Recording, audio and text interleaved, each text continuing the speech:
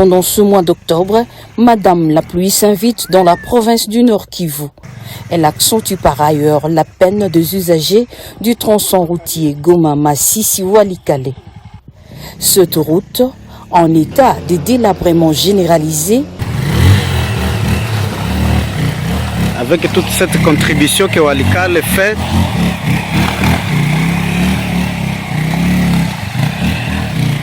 mais oubliez aux oubliettes.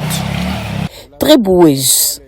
Et pourtant, la voie d'évacuation des minerais, une des grandes richesses de la province du Nord Kivu, et des produits agricoles.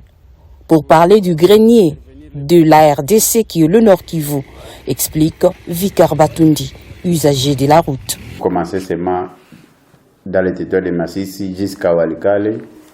En tout cas, c'est une zone où on exploite les minéraux, cela soit de manière artisanale ou de manière industrielle. Et il y a des redevances qui sont payées.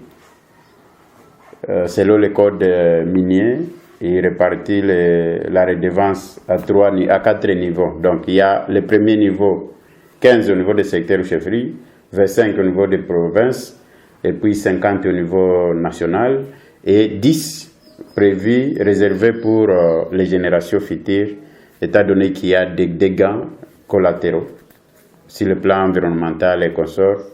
Il estime que la bonne gestion des taxes peut apporter solution alors que le transport ici coûte entre 70 et 140 $ par moto. Selon leurs propos, leurs témoignages, il y a ceux qui peuvent faire même 2 mois en cours de route, en train de souffrir. Pour la moto, ça prend 2 jours, Goma Masisi Walikale, et le prix, il est au zénith. Parce que c'est une distance de plus ou moins 250 km. Imaginez-vous quand quelqu'un paye entre 70 100 à 140 $, c'est-à-dire si vous êtes seul sur la moto, c'est 140 $. Mais quels seraient les avantages d'une route bien faite entre Goma Masisi et Walikale?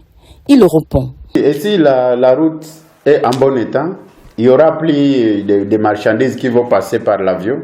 Parce que la voie aérienne coûte cher, donc les marchandises évacuées par voie aérienne, lorsque les commerçants vont vendre sur le terrain, ça ne sera pas comme les marchandises qui sont passées par la route. Et même chose pour les minerais.